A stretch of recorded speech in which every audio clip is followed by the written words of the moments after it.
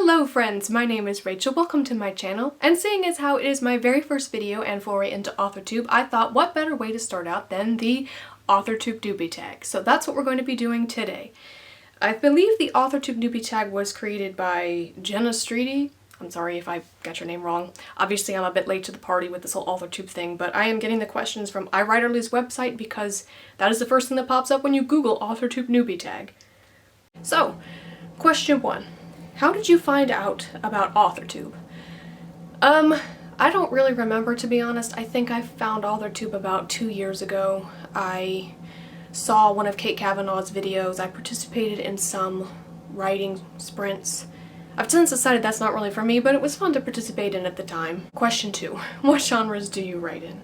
I write in YA fantasy, adult fantasy, and adult historical mystery. I would like to branch out at some point in the future to adult thriller and maybe some horror. I've not really decided about the horror yet, but definitely thriller. Question 3. What is your preferred writing tense, point of view, and category of story? Writing tense is definitely third-person omniscient. It just is so much easier for me to use. I can jump around to any point in the story. It helps me develop my characters more. It helps you to understand their motivations, their backstories. I'm not opposed to writing in first person. I do have a first-person story plan, but for the most part it's just purely third-person omniscient. And category of story is YA and adult. Question 4. Are you a plotter, pantser, or plantser? Plotter, definitely. I used to be a plantser, no more. Once I figured out how to outline, I'm never going back to plantsing.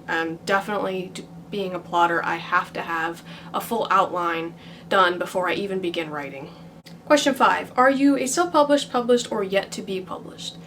Yet to be published, unfortunately. I have not gotten published yet. I am kind of waffling between traditional publishing and self-publishing. I've always wanted solely traditional publishing, but since I've learned some things recently, it seems very hard to get into traditional publishing, more so now than ever, and I do love the freedom that self-publishing gives you, so that's definitely more of an option now than probably ever before. Question 6. What publishing company, literary agent, and/or printing company are you represented by or use? If you're not yet published, what is your dream publishing house and/or literary agent? I don't know that I have a dream publishing house, certainly no dream literary agent. I will take anybody that will take a chance on me. I'm willing to take a chance on a new agent if a new agent is willing to take a chance on a new writer.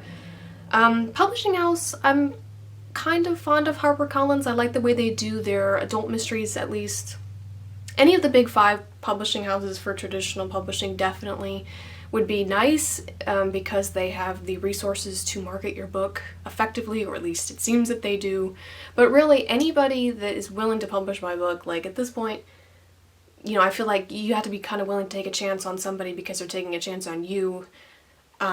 Minor publishers, or ones that are considered more minor, they can be just as effective in marketing your book and in the design and the layout. So I don't know that I really have a favorite one. It's just whatever at this point. Question 7. What Authortube related videos can we expect to find on your channel? I'm planning on videos focusing on the writing process, nano vlogs, obviously when we get into nano, bookstore vlogs with hauls, talking about books that I read every month, my impressions of them, talking about my favorite books, that sort of thing really. Question 8. When did you start writing? I started writing ever since I could write, but I didn't decide I wanted to be a writer as a career choice until 7th grade. I remember very clearly that was the moment I decided I want writing to be my career choice, and I haven't looked back since then. Question 9. What was the first story you ever wrote? I can't remember, honestly. It was probably something about Barbie or getting a puppy or something like that. I would write them on plain printer paper, draw some silly little illustration, and then read them to my brother. As far as the first serious story I ever wrote, it's one of the ones that I'm still working on now, working to get published. It was the book that I decided, kind of what decided to make me be a writer. I was like, you know what, I've had this story since I was like 5. I think it can be a book, a really good book, so I'm gonna write it. Question 10. What authors have inspired your writing the most? Oh gosh. I think that every book that you read kind of inspires your writing, and it can show you what's done well, how it's done well, what's not done well. Jonathan Stroud definitely, I think, has inspired my writing because he's just so, like, his character in the Lockwood books are so well done. Charles Todd with mysteries and Perry with mysteries, definitely. They're like masters of their class, and you can tell that they really put a lot of effort into it. They really know what they're doing. That's mostly it, I think, as far as the ones that influenced me the most. They're definitely my favorite authors. Like, I know that if I read something by them, you're going to get a good story. It's going to be above average. You can't really go wrong. Question 11. Do you schedule your writing sessions or simply get to writing whenever you can find the time? Right now, it's definitely scheduled. I've got a schedule in the afternoon. It's always in the afternoon, but the great thing about writing is that you can do it anywhere, anytime, and that's what I love about it. Like, I don't feel this pressure, like if I don't get my writing done in this scheduled time that I have, I don't feel this pressure like, oh, my writing time is gone for the day, I'll have to leave it until the next day. Like, no, it's fine. You can do it in the evening, you can do it in the morning, you can do it at any time, and that's what's so great about writing. Question 12. Do you type on a computer, typewriter, write everything out by hand, or use a blend of those? And where do you write in general? I used to try handwriting, but I realized that my brain comes up with ideas way faster than my hand can keep up with them. I ended up forgetting things in my scenes that were very important. I once wrote a scene that I meant to kill a character off in. I didn't even put that character in the scene. I was like, this is not good. I can't do this. I went to completely typing after that, and I haven't looked back. Even then, sometimes I think my brain still goes way too fast for my fingers on the keys, but yeah, I would not write not on a computer anymore. And I always write at my standing desk. I know some people go to cafes. I'm not opposed to that. It's just that I focus best at my standing desk right over there. Question 13. What are you most looking forward to now that you're part of Authortube?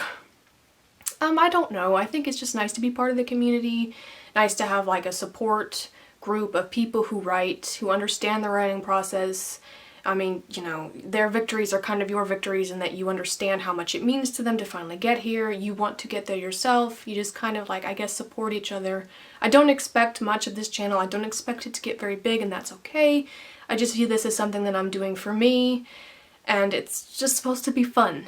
And hopefully, like, we can all just learn something along the way. So that is the end of the questions. Thank you for watching this video. If you're interested in following me on my writing journey, please feel free to subscribe, like, leave a comment, and I will see you in the next video.